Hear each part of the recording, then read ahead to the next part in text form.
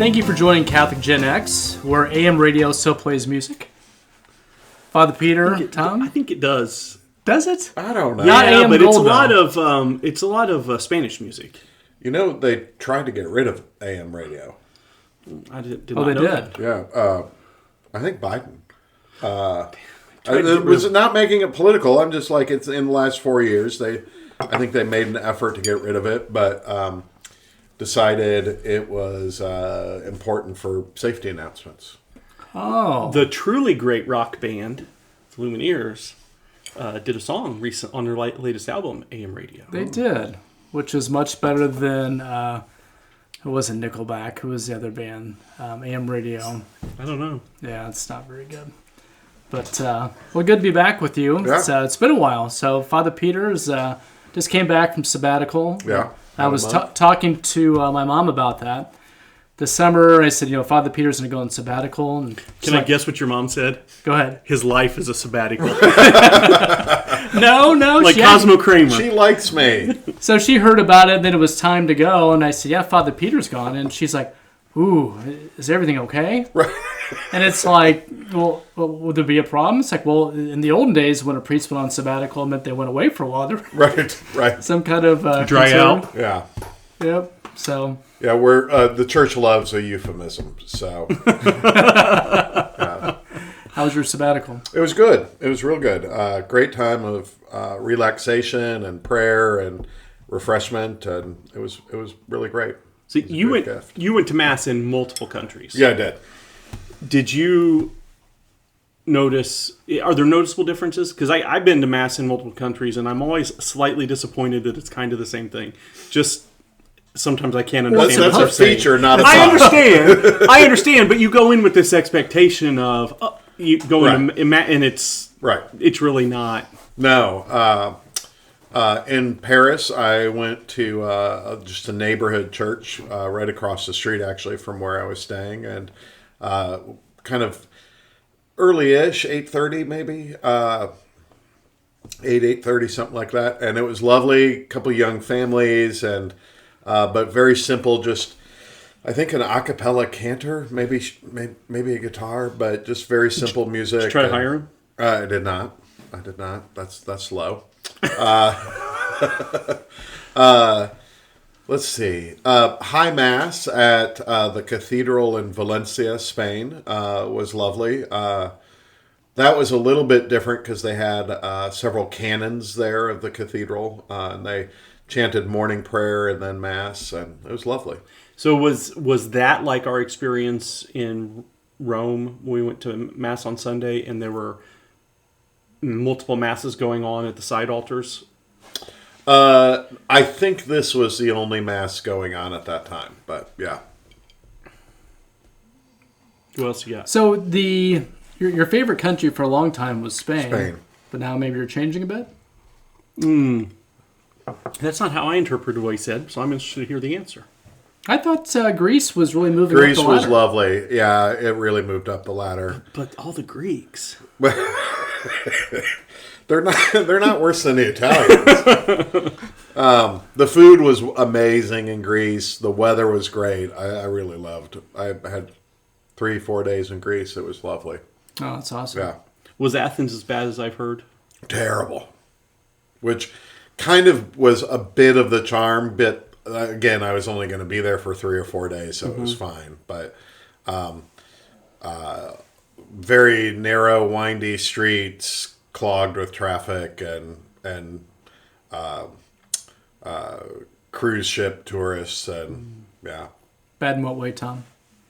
I've heard that it's super congested. It's not very clean. Yeah. It's not very friendly. I've just heard. I didn't find it unfriendly, but again, who wouldn't be friendly to me, Well, of course. right? You just had that glow about you. Shall we start a list? We got a list. So, Tom, you did a little bit of traveling too. This summer. I did. We went to. I had a conference in Vermont. Went to the Von Trapp Family Beer Hall, which was an interesting experience. Now, is that in Vermont? Or It is in Vermont. Okay, because It's you in went Stowe. on to Canada, right? Then we went to Quebec City, which Yeah. I know you've been to. Right. Have you been to Quebec City? No. Quebec City is fantastic because you have all the feel of being in Europe with all the simplicity of just being across the border in Canada. Well, the goodness of Canadians. And I've not been to France, so this is probably a hot take that's not totally correct. French Canadians, I think, tend to be a little nicer than French. You know, I hear that from lots of people, but I've never experienced the French as not nice. Canadians, though, are just the nice neighbor. Canadians, right, are Like, abundantly nice. Yeah. You're so mad about the French in the Olympics, so. I am. Mm-hmm. If I knew how to say something in French. For the listener at home, Tom is shaking his fist. Yes. That's right. So we have an election coming up. Yes. I imagine in our own respective fields, we probably hear a bit about this. So banking, credit unions, certainly the church. Why'd you say coming up? Well, because it's something where we're trying to help as far as talk with Catholics as far as like voting or just different issues about elections and what they come up with. It's always the same conundrum, right? Right.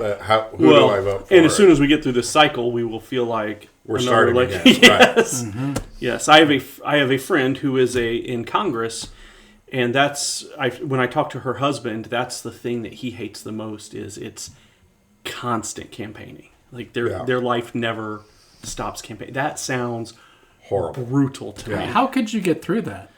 I don't know. They're almost empty nesters. I guess it's kind of like the people that you've met of where like whatever they do, they're always on. That part of it, I mean, that would be brutal. Right. Whatever I do, I'm never on. So. Well, we're pretty much. She tries. Right. We're unelectable, the three of us anyway, so nobody would vote for us. I got a lot of skeletons. I wish I could think of what I was reading. Oh, I was reading the new book about Antonin Scalia.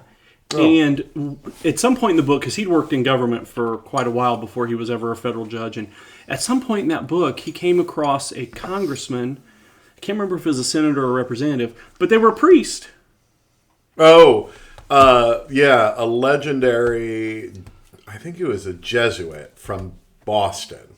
Boston sounds right. And I think he was, did he make it to the U.S. Congress? Yes. Okay. Based on this book, if it's the same person, yes. And that and several other, this was in the 70s, maybe very early 80s. Yes. John Paul II promulgated canon law in 1983 that said no priest could hold elected office.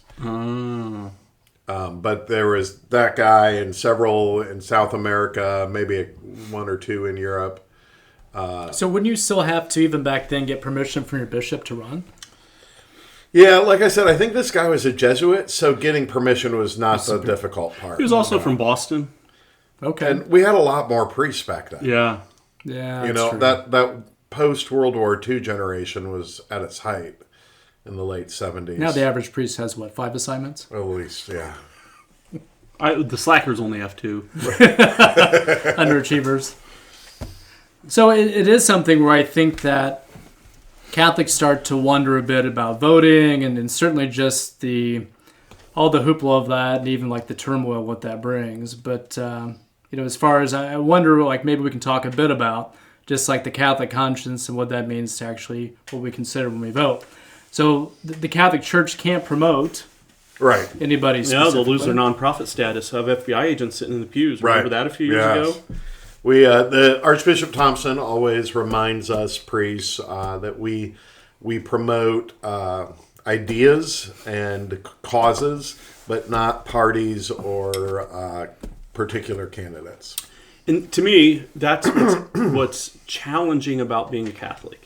Because if you just made a laundry list of Catholic teachings and thought, I'm going to vote along this laundry list, you can't vote. Right.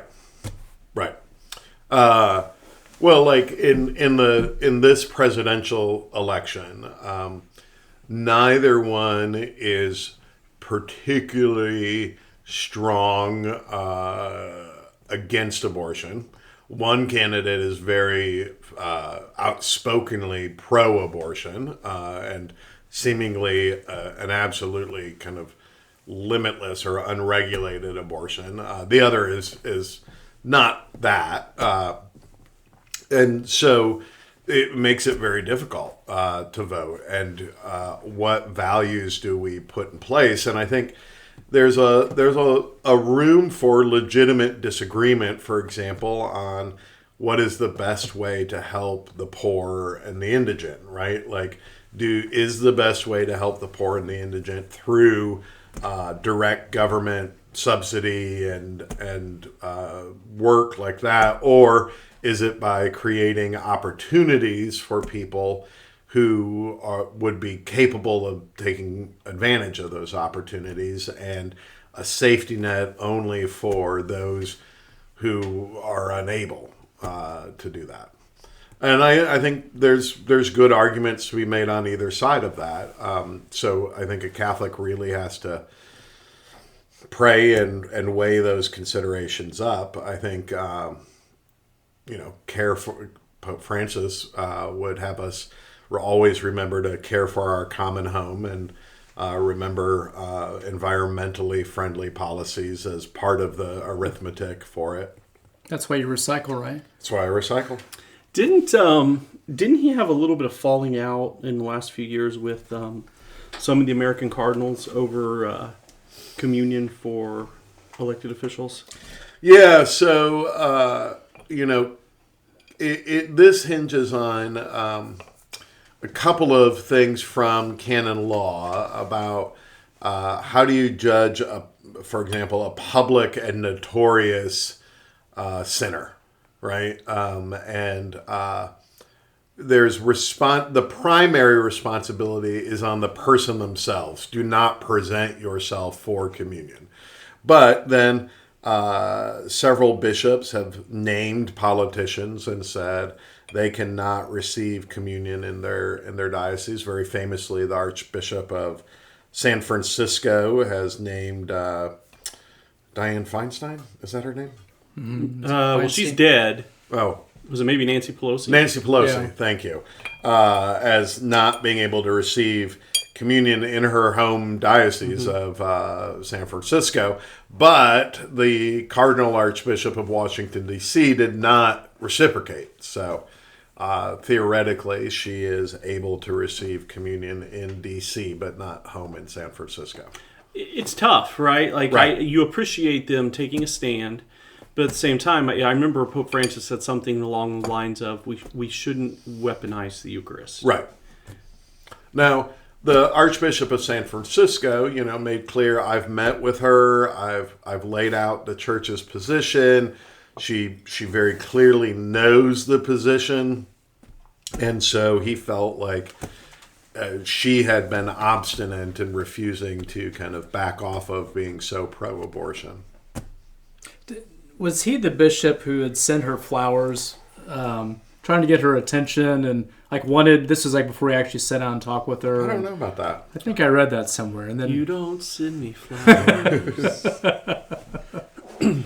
well, can you imagine the USCCB meetings where you think there's dirty stares and bishops disagreeing with each other, Right. As far as shaking your fist and So I wasn't going to bring this up, but it came up naturally. Yeah.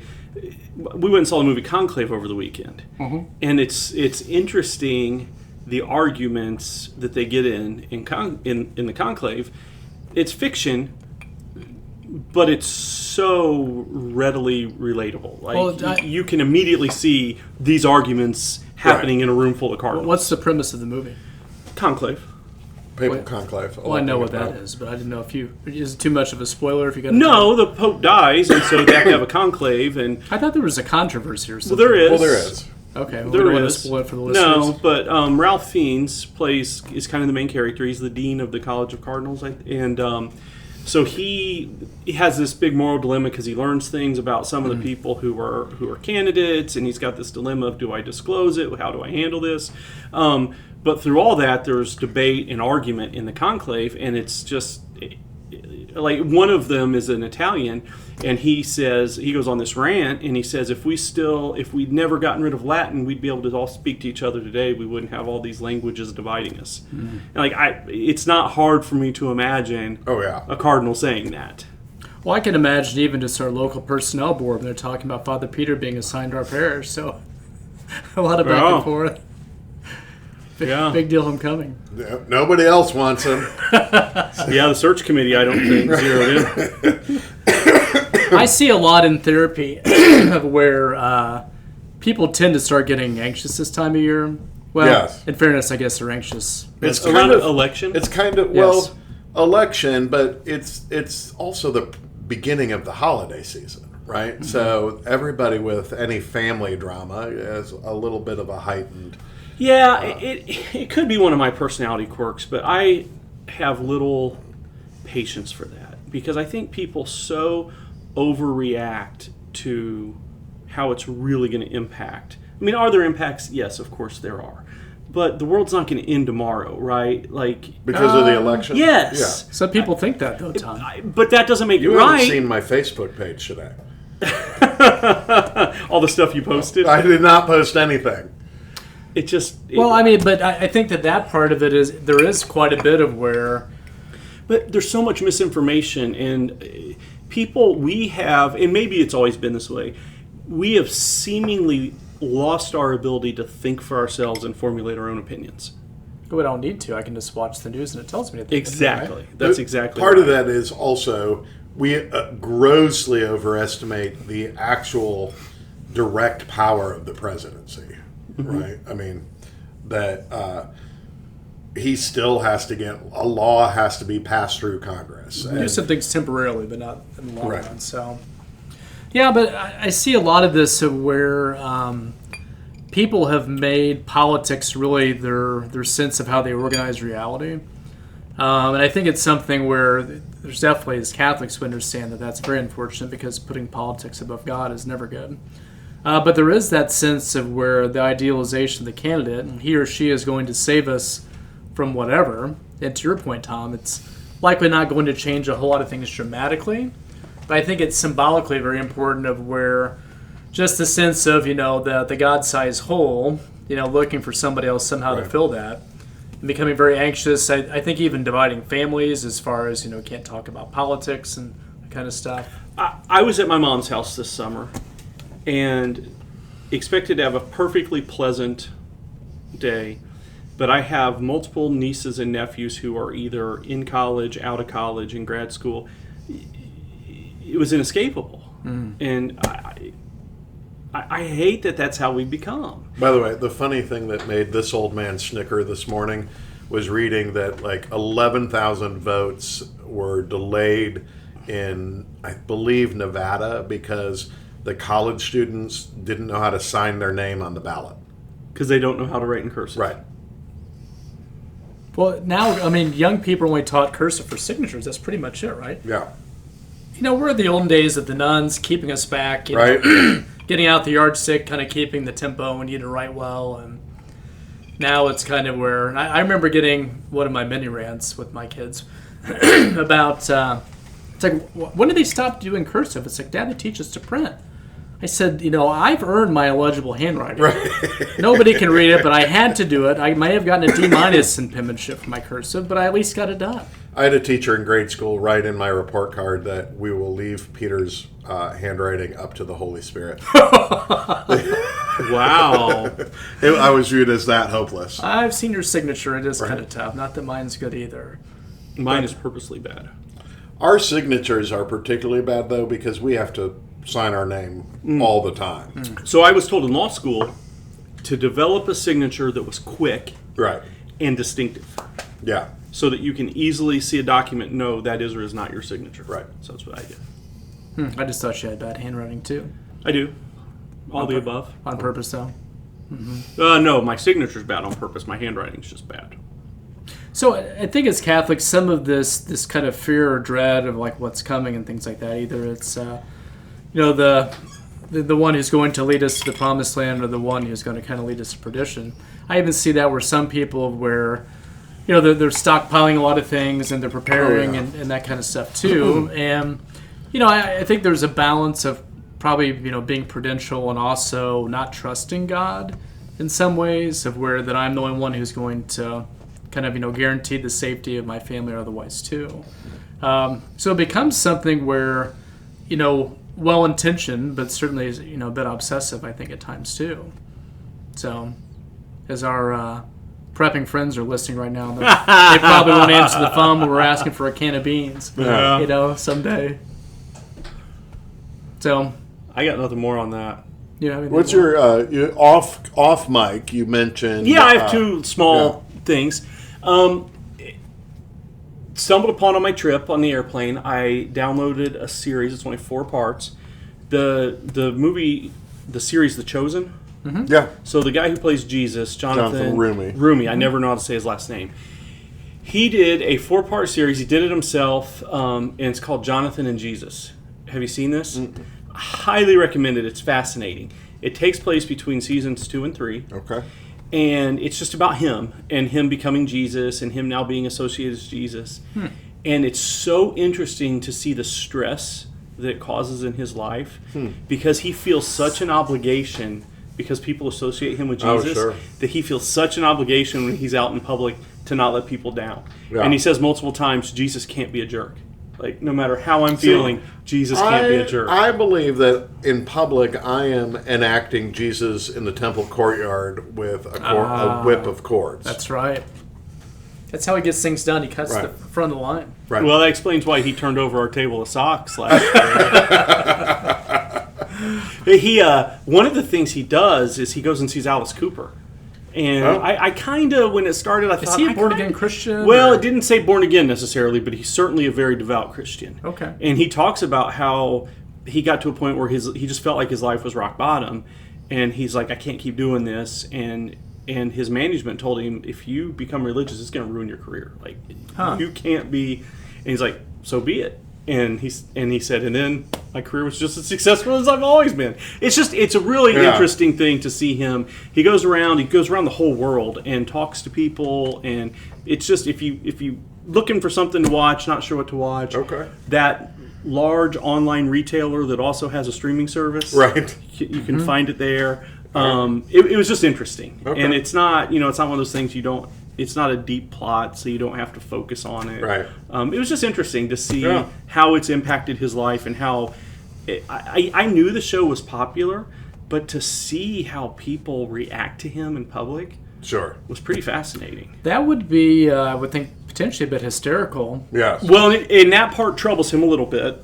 Yeah. And it's interesting because he's a very devout Catholic, and the guy who is the producer and the director is the son of one of the guys who wrote the Left Behind series. Yes. Which are definitely not... it's the other one, Dallas Jenkins. Well, Dallas is the kid. Is the son, Jerry Jenkins is the dad who wrote Left Behind. Yeah, so there's an interesting part where they're standing outside St. Peter's. They're going to meet the Pope. And Dallas Jenkins like, I'm going to ask him some questions. I'm going to ask him, and Jonathan Roumie's like, let's not do that. Right. I knew Dallas... a little bit in high school because I went to high school with his cousin. Okay. Yeah. Seemed like a personally pleasant, lovely guy. Seemed like a good guy on the show. And I think like he's very sincere. He's not just like, oh, how do I cash in on the evangelicals? I think this is a real...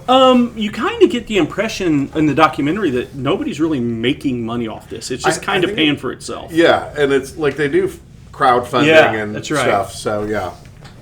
So that's a recommendation. Check it out. Jonathan and Jesus. Yeah. I kind of thought when you said that, like he would like talk to himself, like pretending to be, no, he is. No, not at all. The dude is very devout. Is he from the States? Where's he from? Yes. Yeah. I didn't think he was. He is. He comes from kind of a mixed ethnicity of Middle Eastern. Mm-hmm.